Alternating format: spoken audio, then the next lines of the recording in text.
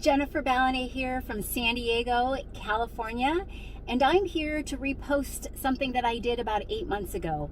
I've gotten a lot of questions lately about trusts and a will and people setting up new goals for the new year and just re-looking and reevaluating their life in a little bit of a different way. So I thought that maybe I should repost that to give some of you some tips, some educational points on maybe what works best for you and your family. I have interviewed an estate attorney, and she has given you some advice on what's the maybe best route for you and some documents that you should have prepared. So it's a little bit lengthy, but I wanted to go ahead and repost that and share that. So thank you so much for taking the time to watch. I think it truly will be helpful. It'll save you a little bit of money so you don't have to hire an attorney just to ask some of these basic questions. Again, thanks again. Have a great day. Good afternoon. It is Wisdom Wednesdays. I have come here to share hopefully a little bit of wisdom that might be helpful for you. I have with me today a colleague of mine, Alexandra Warfield. Hi, Alexandra. Hey there, how's it going? Good. Thank you for joining me and my friends. And um, Alexandra is an attorney who specializes in estate planning. And I've gotten several questions lately, or in the past even. And so I thought it would be a great opportunity to get her on and share a little bit of her wisdom. And it's about estate planning. So due to the coronavirus, since that's at hand right now, and I have heard a lot of people have been more proactive with their estate planning. And I wanted to maybe ask you a few questions. What type of documents do you need to have prepared to do that? And then I've also gotten the question, what's the difference between a trust and a will? So instead of me answering that, I would love an expert to do that. So if you could Sure, of course. share. Of course. So there are three main estate planning documents that really everyone should have. The first two are power of attorney and advanced healthcare directive. These basically allow you to select loved ones that you trust to essentially step into your shoes and assist you with healthcare and finances if you become incapacitated. Now, as far as the third estate planning document, that's the trust. So a lot of people ask me, whether they should draft a trust or a will, like you said. So that's a very common question. So both are ways to dispose of your assets, but they're not equal. In fact, for most people, a trust is going to be the better option.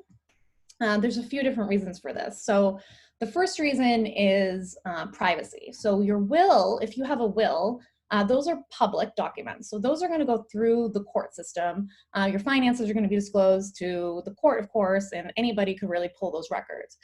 Whereas a trust is a private document. No one's going to see that except for the people that you actually allow to see it. So that's one benefit of having a trust over a will. The second benefit and the main benefit is that a trust avoids probate.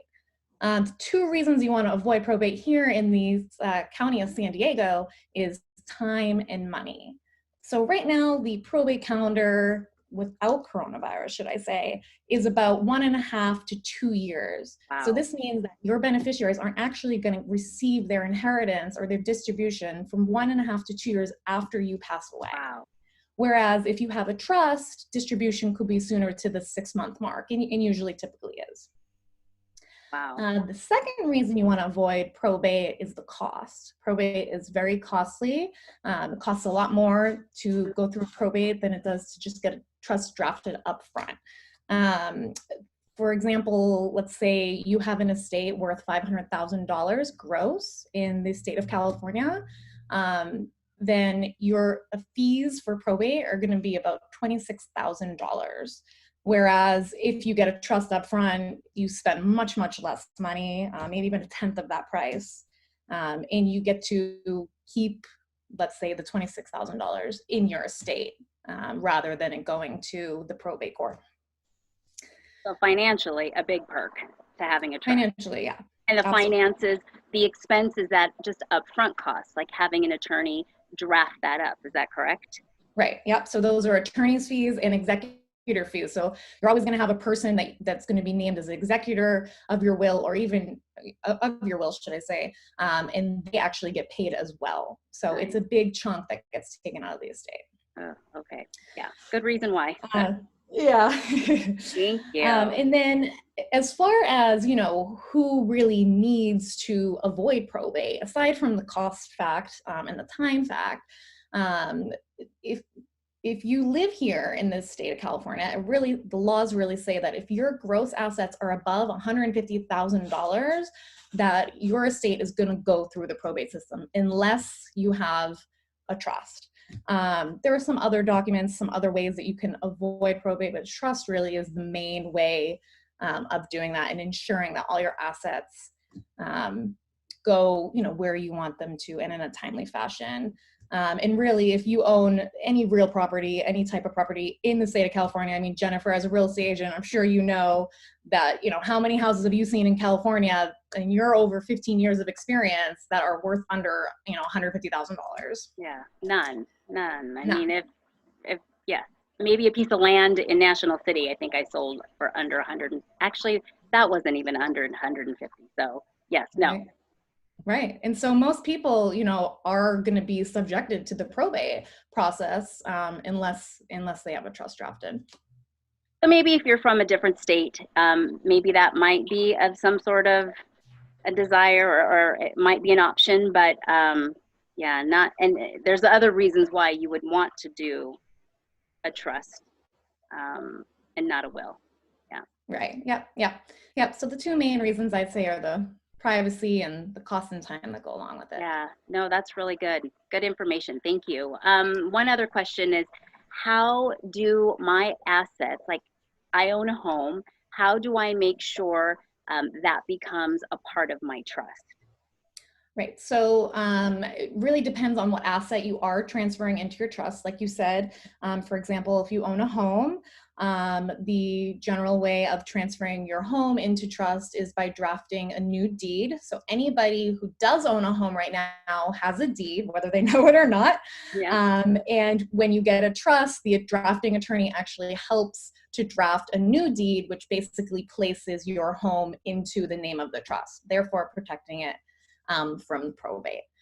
So that's pretty much something that's done by the actual drafting attorney, because the home is the main asset that you really want to make sure is in your trust.